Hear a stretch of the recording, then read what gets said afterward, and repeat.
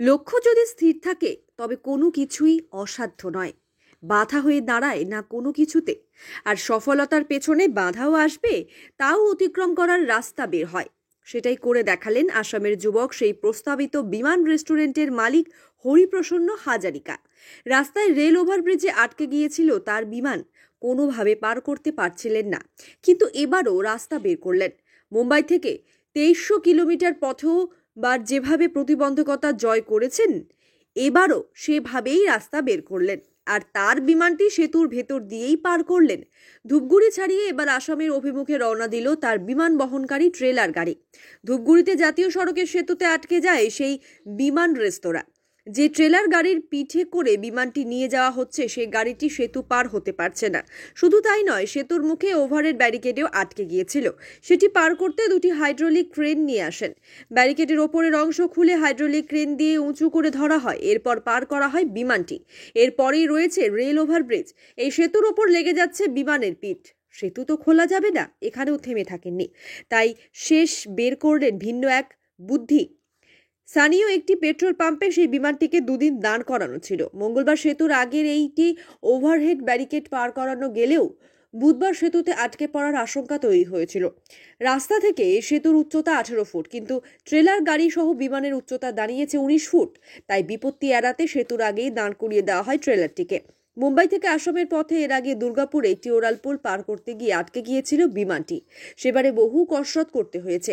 দীর্ঘ সময় সেতুর তলায় ট্রেলারটি আটকে থাকায় এতে যানবাহন চলাচলে সমস্যা হয়েছিল।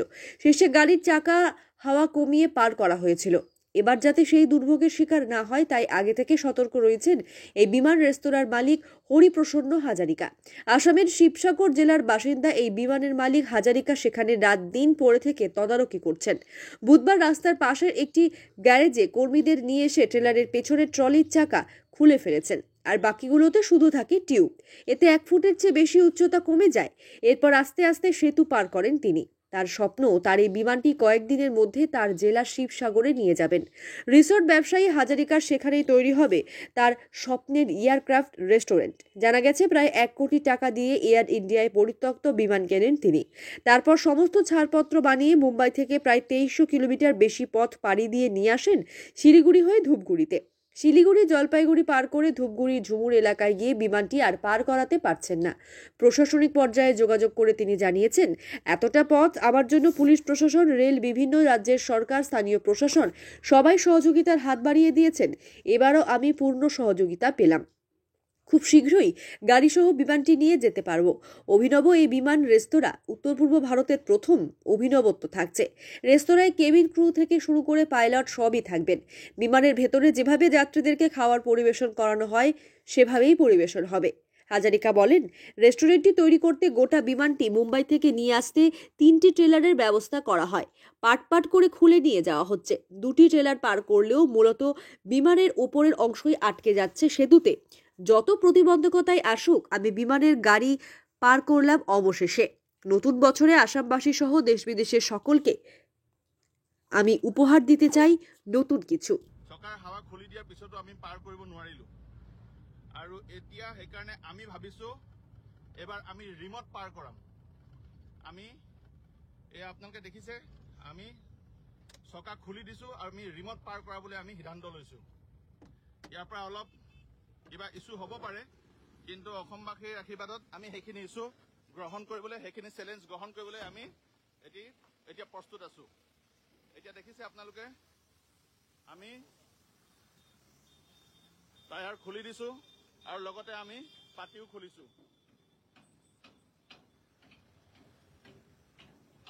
কষ্ট হৈছে, কিন্তু আমি নৱবৰ্ষত অসমবাসী ৰাইজক যাতে এটা সুন্দৰ মেছেজ দিব পাৰোঁ, তাৰ কাৰণে আমাৰ চেষ্টা অব্যাহত আছে আৰু অব্যাহত থাকিব। ইতিমধ্যে সকলোৱে কাম কৰি আছে। মই ট্ৰেইলাৰখনৰ ঠিক তললৈ আহিছোঁ আৰু আপোনালোকে সকলোৱে দেখিছে টায়াৰ খুলি আছে। আমাৰ এইটো কাৰণে আমাৰ ডাঙৰ চেলেঞ্জ হয়, তথাপি আমি এইটো অভাৰকাম কৰিম। আপোনালোকে আশীৰ্বাদ কৰিব যাতে আমি সুকলমে এই গেটখন পাৰ কৰিব পাৰোঁ। আপোনালোকে জানিছিলে যোৱাকালি মই কৈছিলোঁ যে আমাৰ ওচৰত 3খন গেট আছে, তাৰে আমি এখন গেট ইতিমধ্যে পাৰ কৰিবলৈ সক্ষম হ'লোঁ, যিখন গেট মই আপোনালোকক অকণমান দেখাব বিচাৰিছোঁ। এই যিখন গেট দেখিছে, এই হাইড্ৰাখন লাগি আছে, এই হাইড্ৰা লাগি আছে, সেইখন গেট হাইড্ৰাই দি দাঙি দিলে, সেইকাৰণে আমি পাৰ কৰিব পাৰিলোঁ।